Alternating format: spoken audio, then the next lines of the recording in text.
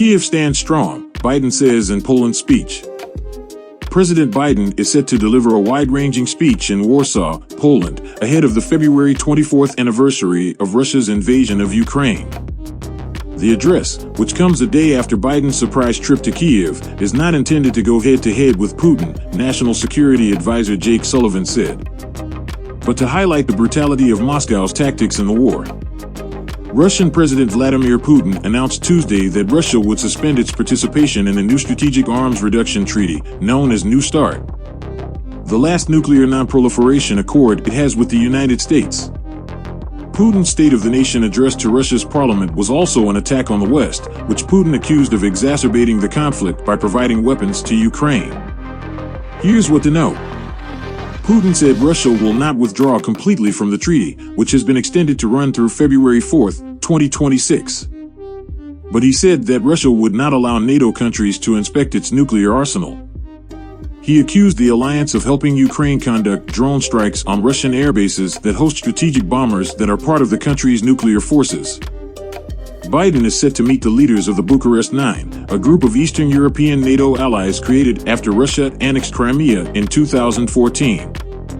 NATO is increasingly concerned that China may be planning to provide lethal support for Russia's war, the alliance's Secretary General, Jens Stoltenberg, said in an address alongside Ukraine's Foreign Minister Dmytro Kuleba and the European Union's Foreign Policy Chief, Josep Borrell, in Brussels. Chinese Foreign Minister Wang Yi will meet his Russian counterpart, Sergei Lavrov, in Moscow on Wednesday, Russia's foreign ministry said.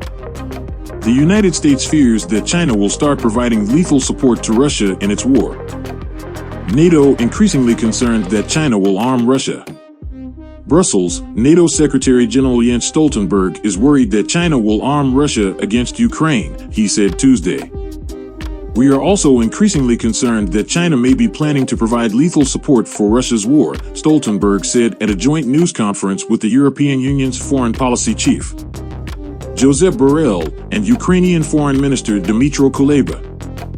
In recent days, U.S. officials have said that China may be considering sending weapons and ammunition to Russia. At the Munich Security Conference, U.S. Secretary of State Antony Blinken warned China against supporting Moscow's war effort, telling Beijing's top diplomat, Wang Yi, that there would be serious consequences if Beijing aids Moscow with munitions. Borrell said Tuesday that he also raised the issue with Wang in Munich.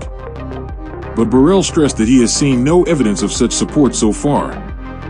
We have to remain vigilant, but as far as I know, there is no evidence that China has been doing what they claim not to be doing, he said. Russia's suspending role in nuclear treaty is irresponsible, Blinken says. Athens, Secretary of State Antony Blinken criticized Russia's decision on Tuesday to suspend cooperation in the New START nuclear non-proliferation agreement, calling the move deeply unfortunate and irresponsible. The accord, the only remaining one between the United States and Russia, limits the number of strategic nuclear warheads that the two countries can deploy. President Biden extended the treaty for 5 years when he came into office, Blinken said, because it was clearly in the security interests of our country and actually in the security interests of Russia.